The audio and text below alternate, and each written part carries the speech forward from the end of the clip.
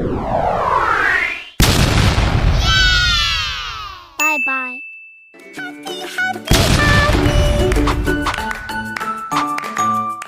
Ditonton sampai selesai ya. Assalamualaikum warahmatullahi wabarakatuh. Selamat pagi teman-teman dan Bapak Dr. Muhammad Ahsan Sohibur Rizal SPD MPD selaku dosen mata kuliah Sosiolinguistik. Pada pagi hari ini kami dari kelompok 3 akan mempresentasikan hasil diskusi kami dengan tema Sosiolinguistik dan Sosiologi. Sebelumnya, perkenalkan, nama saya Imelda Kristina Chandra dengan 3 digit NIM terakhir 075 sebagai moderator yang akan memimpin jalannya presentasi pada pagi hari ini. Dan rekan-rekan saya Flora Jana Humaira dengan 3 digit NIM terakhir 050. Saya Yulfari Haini dengan 3 digit NIM terakhir 078. Saya Lailatul Mukharramah dengan 3 digit NIM terakhir 069.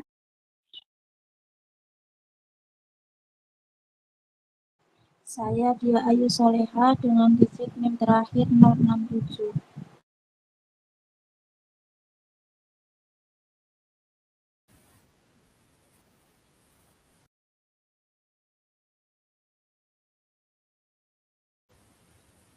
Saya Ibu Putri Nurwulandari dengan NIM digit terakhir 050.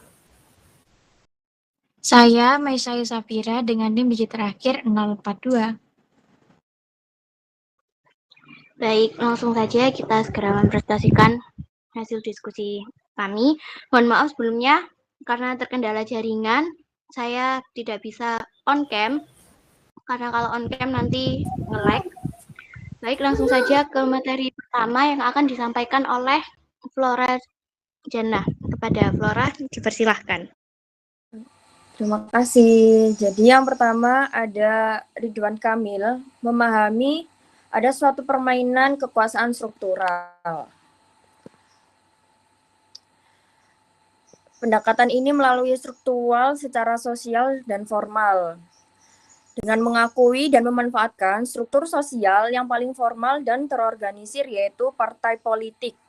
Ridwan Kamil memposisikan dirinya sebagai pemimpin yang memahami adanya permainan kekuasaan struktural. Bahasa yang digunakan adalah bahasa manajerial yang sesuai untuk berinteraksi dengan kelompok sosial terstruktur ini. Ia menggunakan bahasa manajemen seperti konsolidasi dan hasil survei untuk menggerakkan organisasi. Pendekatannya sangat efisien tapi kurang menyentuh sisi personal masyarakat. Nah, di sini siapa sih targetnya? Secara tidak langsung targetnya adalah pemilih rasional yang terafiliasi dengan partai atau yang terpengaruh oleh jaringan partai. Bahasa yang digunakan adalah bahasa mesin, yang efisien tapi kurang menyentuh aspek personalnya. Selanjutnya bisa disampaikan oleh teman saya. Terima kasih. Baik, terima kasih. Jadi, apa sih yang dilakukan Ridwan Kamil dalam kampanyenya? Ridwan Kamil menghadiri Kopdarwil atau Koordinasi Daerah Wilayah PSI di Kelapa Gading, Jakarta Utara. Di sana, ia bertemu dengan jajaran dan kader partai. Tujuannya jelas, konsolidasi internal, membakar semangat kader, dan memastikan mesin partai bergerak maksimal untuk memenangkan pasangan RK Suswono dalam satu putaran. Ia juga mengutip hasil survei LSI yang menunjukkan elektabilitasnya tertinggi dibanding paslon lain. Lalu, apa maknanya? Secara sosial dan bahasa, yang pertama, bahasa yang digunakan adalah bahasa formal dan direktif. Coba perhatikan kata-kata yang muncul di berita. Ada konsolidasi, memenangkan dalam satu putaran, hasil survei. Ini bukan bahasa obrolan sehari-hari. Ini adalah bahasa kekuasaan, bahasa manajemen, bahasa yang bisa dipakai di ruang rapat atau struktur organisasi. Bahasa ini bersifat direktif, artinya memberikan arahan. Ridwan Kamil di sini berperan sebagai komandan yang memberi komando pada pasukannya. Yang kedua, fokus pada mesin politik dan struktur partai. Coba perhatikan siapa yang menjadi audiens RK di cuplikan ini. Bukan warga pasar, bukan pedagang kaki lima, tapi kader partai. Artinya, pendekatan Ridwan Kamil adalah pendekatan struktural. Ia memahami bahwa partai adalah kendaraan utama untuk meraih kekuasaan. Ia masuk ke dalam ruang-ruang partai, bukan ruang-ruang warga. Yang ketiga, menarget pilihan rasional yang terafiliasi dengan partai. Dengan gaya ini, Ridwan Kamil secara tidak langsung berbicara kepada segmen pemilih tertentu, yaitu mereka yang terkait dengan partai, atau pemilih rasional yang percaya pada data survei dan program kerja. Ini adalah pemilih yang mungkin tidak mudah tersentuh oleh faktor kedekatan emosional, tapi lebih pada pertimbangan efektabilitas dan kemampuan. Sekian, terima kasih.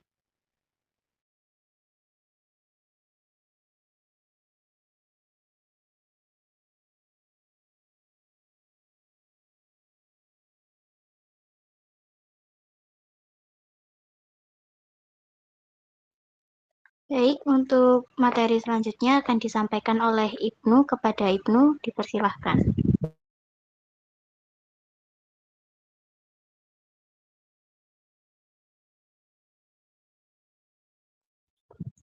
Mas Ibnu, apakah masih di ruang Zoom?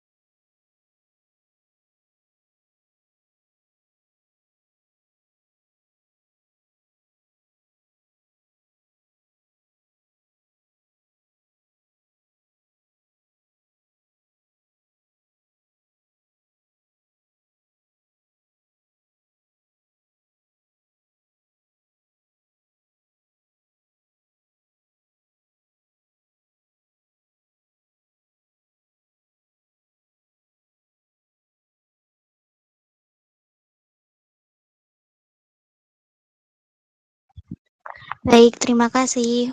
Untuk materi selanjutnya akan dilanjutkan oleh rekan saya, Laila. Kepada Laila, silahkan. Selanjutnya, apa makna secara sosial dan bahasa? Bahasa tubuh dan tindakannya berkata, saya salah satu dari kalian. Yang kedua, ia membangun kesamaan latar dengan warga, kemudian menggunakan identitasnya sebagai sidul yang melekat di hati masyarakat Betawi. Maksudnya yaitu bahwa strategi komunikasi kandidat dibangun lewat kedekatan identitas dan simbol sosial. Secara sosiologis, kandidat berusaha menempatkan diri sebagai bagian dari kelompok masyarakat, bukan sebagai elit yang jauh dari rakyat. Bahasa tubuh, gaya bicara, dan sikap dibuat membumi agar muncul kesan orang kita sendiri. Ia memperkuat rasa kedekatan sosial dan solidaritas. Konsep common ground berarti kandidat menekankan kesamaan latar, pengalaman, dan nilai dengan warga supaya tercipta rasa percaya dan keterhubungan. Secara sosiolinguistik, penggunaan identitas populer seperti sidul berfungsi sebagai simbol budaya dan memori kolektif masyarakat Betawi. Nama itu membawa muatan emosional dan kultural, sehingga bahasa dan penyebutan identitasnya menjadi alat persuasi yang kuat, bukan sekedar label. Intinya, bahasa, simbol, dan gestur dipakai untuk membangun rasa satu kelompok dengan pemilih. Yang kemudian direspon warga.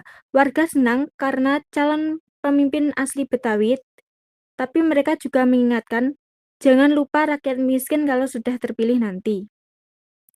Maksudnya, bagaimana pesan sosial bahasa tadi diterima oleh masyarakat? Warga merespon positif karena ada kedekatan identitas, etnis, dan budaya yang dalam sosiologi disebut sebagai faktor representasi sosial.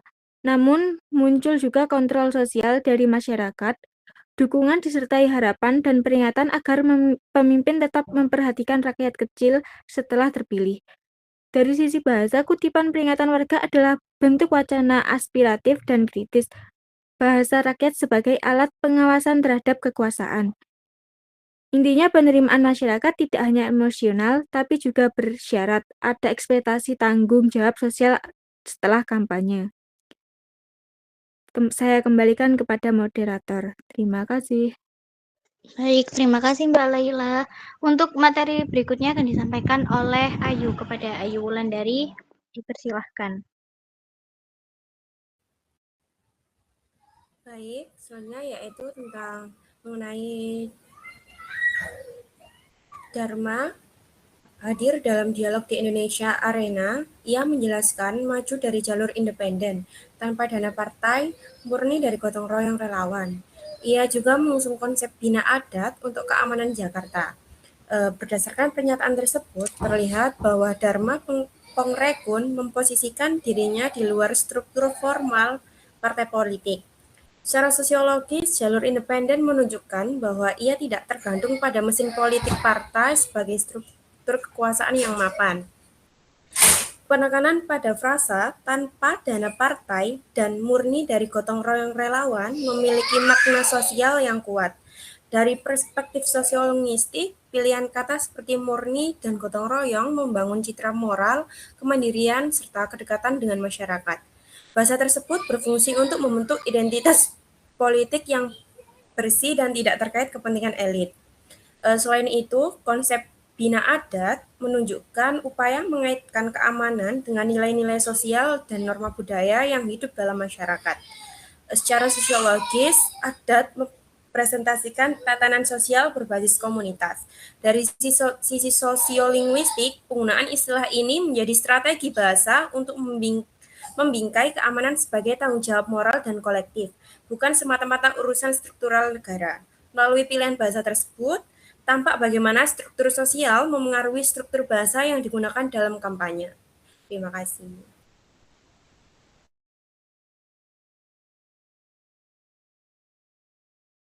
Baik, terima kasih Ayu atas penyampaian materinya. Selanjutnya akan disampaikan oleh Dia kepada Dia. Dipersilakan. Baik, di sini ada apa maknanya secara sosial dan bahasa. Yang pertama, ada kritik terhadap sistem politik mapan. Itu pernyataan prosesnya harus halal. Kan ada kata-kata prosesnya harus halal.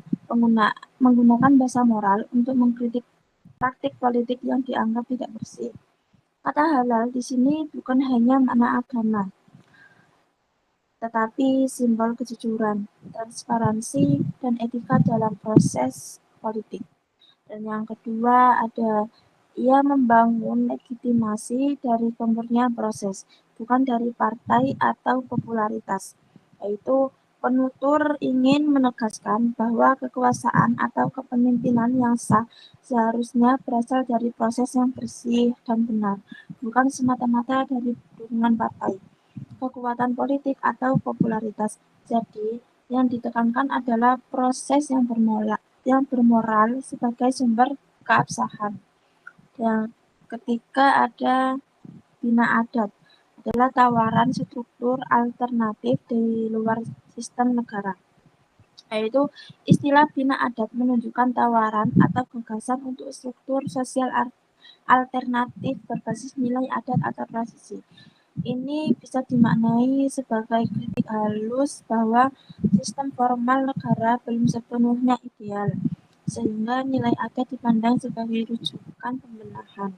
Intinya, secara sosial bahasa, ujaran tersebut merupakan strategi wacana yang memakai bahasa moral dan budaya untuk mengkritik praktik politik, yang menegaskan pentingnya proses yang bersih, serta menawarkan nilai adat sebagai alternatif legitimasi sosial. Terima kasih. Baik, terima kasih Dia atas penyampaian materinya. Selanjutnya akan disampaikan oleh Meisya. Kepada Meisya dipersilahkan. Baik, selanjutnya pendekatan ini menyasar pemilih yang frustasi dengan politik uang dan pragmatisme partai. Bahasa yang digunakan adalah bahasa moral dan kemandirian, menawarkan harapan akan pemimpin yang bersih. Jadi, Dharma Pongrekun menampilkan diri sebagai kandidat independen yang menekankan nilai moral dan integritas. Secara sosiologis, ia memposisikan diri sebagai alternatif dari politik partai dan sistem yang mapan. Sementara secara sosiolinguistik, ia menggunakan bahasa bernuansa moral seperti halal dan proses bersih untuk membangun citra pemimpin yang jujur dan beretika. Dengan strategi ini, Dharma menargetkan pemilih yang idealis, kritis terhadap politik uang, dan menginginkan perubahan yang lebih bersih. Terima kasih. Baik, terima kasih Meisya. Karena materi telah disampaikan keseluruhan oleh rekan-rekan saya, maka saya akan menyampaikan kesimpulan dari hasil diskusi kita pada hari ini. Jadi kesimpulannya adalah dari ketiga gaya kampanye ini masing-masing memiliki kekuatan yang berbeda. RK Suswono kuat di struktur formal partai dengan bahasa manajerial, ia menarget pemilih yang rasional dan terorganisir. Sedangkan Rano Karno kuat di struktur informal komunitas dengan bahasa keakraban. Ia menarget akar rumput, terutama warga Betawi. Dan Dharma Kun kuat di struktur alternatif independen dengan bahasa moralitas. Ia menarget pemilih yang idealis dan anti kemapanan. Baik, itu tadi adalah penyampaian materi dari hasil diskusi kelompok 3. Apabila terdapat salah kata, kami mohon maaf dan terima kasih. Wassalamualaikum warahmatullahi wabarakatuh. Waalaikumsalam warahmatullahi wabarakatuh. Waalaikumsalam warahmatullahi Terima kasih.